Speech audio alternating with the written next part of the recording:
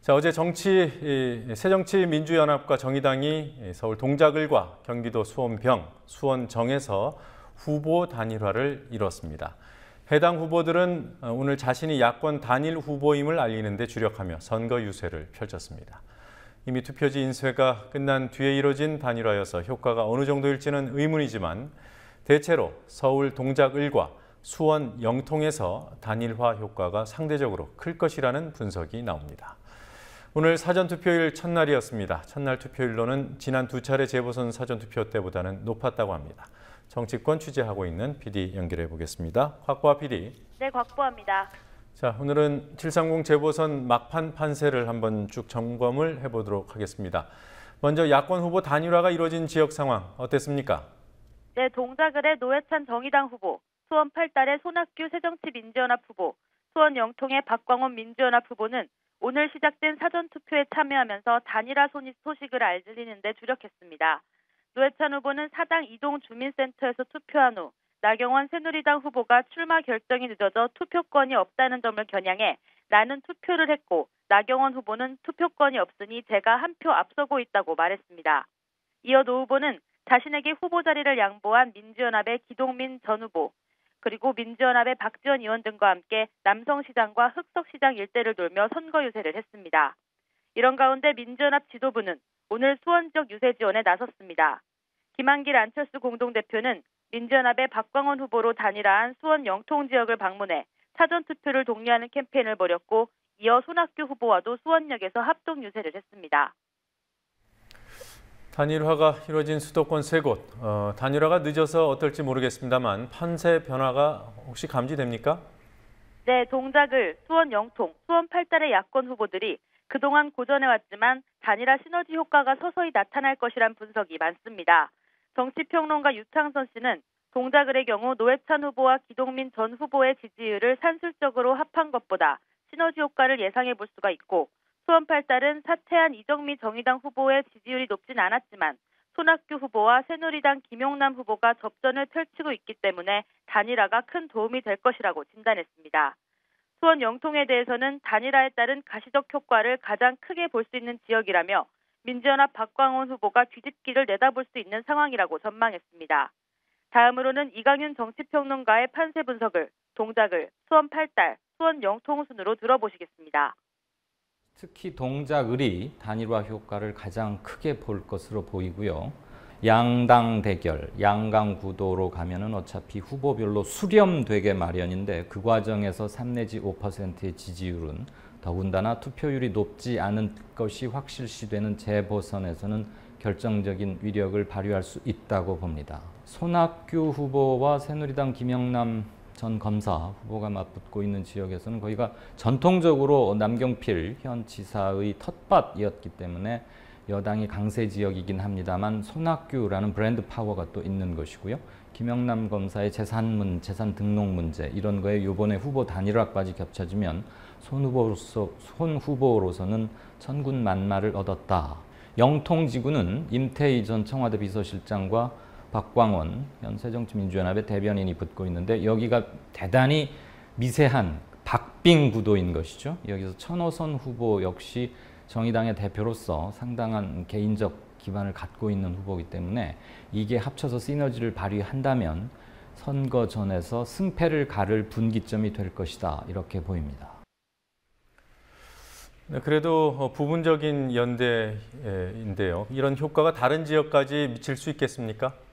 네, 후보 단일화가 다른 지역으로 파급 효과가 있을지에 대해서는 전문가들의 견해가 엇갈립니다.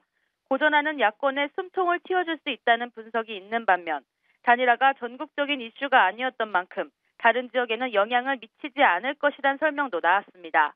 유창선 정치평론가와 이강윤 정치평론가의 분석을 차례대로 들어보시겠습니다. 새정치연합하고 정의당의 이제 단일화는 특히 그 수도권 지역에서는 좀 플러스 효과를 상당히 좀 주지 않겠는가 예상이 되네요. 그거는 단지 산술적인 그 합산 이상의 전반적인 좀 분위기를 좀 변화시킬 수 있는 그런 이제 계기가 될 수가 있기 때문에 아마 수도권 지역에서는 단일화 효과를 좀 보지 않겠는가 그렇게 예상을 합니다. 결정적인 돌발 사건이나 국면이 벌어지지 않는 한 세 곳 단일화가 이뤄진 지역에서는 표의 힘을 보여줄 수 있겠지만 그 이외의 지역으로 퍼지기는 힘들 것이다. 왜냐하면 재보선이란 기본적으로 충성도 높은 양당의 지지자들을 투표장으로 이끌고 가는 행위인데 이번에 단일화가 전국적 이슈화해서 이루어지는 그런 것은 아니었기 때문에 각 지역별 특성에 큰 영향을 미치지는 않을 것으로 봅니다. 오늘 나온 대통령 지지율 조사 결과도 살펴보죠. 긍정평가가 최저치 동률을 기록했고 또 부정평가는 최고치가 나왔다고 합니다. 한국갤럽의 조사였던가요? 네, 그렇습니다. 한국갤럽이 22일부터 24일까지 사흘간 전국 성인 남녀 1,003명을 대상으로 조사한 주간 정례 여론조사 결과 박근혜 대통령 지지율은 전주보다 4%포인트 떨어진 40%로 조사됐습니다. 박 대통령 지지율은 인사참사 논란이 있었던 7월 첫째 주 40%까지 폭락했다가 둘째 주에 43%에 이어 셋째 주 44%까지 반등했지만 이번에 다시 첫째 주 수치로 뚝 떨어졌습니다. 반면 대통령에 대한 부정적 평가는 지난주보다 3%포인트 상승한 50%로 조사됐습니다. 한국갤럽 조사에서 박 대통령 부정평가가 50%를 기록한 건 취임 후 처음입니다. 세월호 참사가 일어나고 100일이 지났지만 진상규명이나 특별법 처리가 미진한 점, 유병언 전 회장 사체가 발견되고 검경에 대한 불신이 커진 점 등이 대통령 지지율을 떨어뜨렸다는 분석입니다. 오늘 사전투표 첫날이었습니다. 오늘은 투표율이 종전보다 다소 높았고요. 내일도 높게 나올 것 같습니까? 네, 사전투표율은 내일이 토요일이라 오늘보다 좀 더 오를 것으로 예상됩니다. 앞선 두 차례 재보선 사전투표에서도 금요일보다 토요일 투표율이 상승했습니다. 중앙선거관리위원회는 사전투표 첫날인 오늘 15개 지역구 평균 투표율이 3.13%로 최종 집계돼 지난 두 번의 재보선보다 높았다고 밝혔습니다. 지난해 4월 재보선 사전투표율은 1.71%, 지난해 10월 재보선 때는 사전투표 첫날 2.14%였습니다. 선거구별로는 전남 순천 곡성이 5.72%로 가장 높았고 부산 해운대 기장갑이 1.74%로 가장 낮았습니다.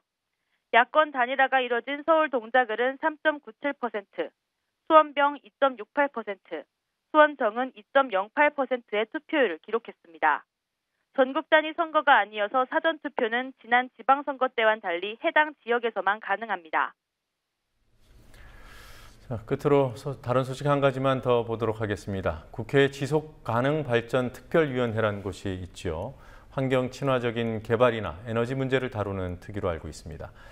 오늘 윤상직 산업통상자원부 장관이 핵발전소를 전투기에 비유하는 발언을 이곳에서 했다고요? 네, 오늘 지속가능발전특위 전체 회의엔 윤상직 산업통상자원부 장관이 출석해 7차 전력수급 기본계획과 원전 정책에 대한 의원들의 질의를 받았습니다. 이 자리에서 민주연합의 장하나 의원은 부산 지역 주민들을 대상으로 조사한 자료를 제시하며 고리원전 1호기를 폐쇄해야 한다고 주장했는데요. 그 말을 들은 윤상직 장관이 고리원전 연장엔 문제가 없다면서 2차 대전 때 썼던 전투기들도 아직 잘 날아다닌다고 말해 논란이 됐습니다. 의원들은 위험의 크기 면에서 비교가 되지 않는 핵발전소와 전투기를 비유한 데 대해 윤 장관을 질타했습니다. 이미경 민주연합 의원은 많은 국민들이 원전 안전을 걱정하고 있는데도 윤 장관은 딴 세상에 살고 있는 것 같다며 한국 장관이 창피한 이야기를 하고 있다고 질책했습니다. 장하나 의원을 비롯해 민주연합의 김경엽, 최민희 의원들도 발언을 문제 삼자 결국 윤 장관은 정부가 원전 유지 보수를 잘하고 안전하게 운영하고 있다는 뜻일 뿐 다른 뜻은 아니었다고 한 발 물러났습니다. 지금까지 국민TV 뉴스 곽보아입니다.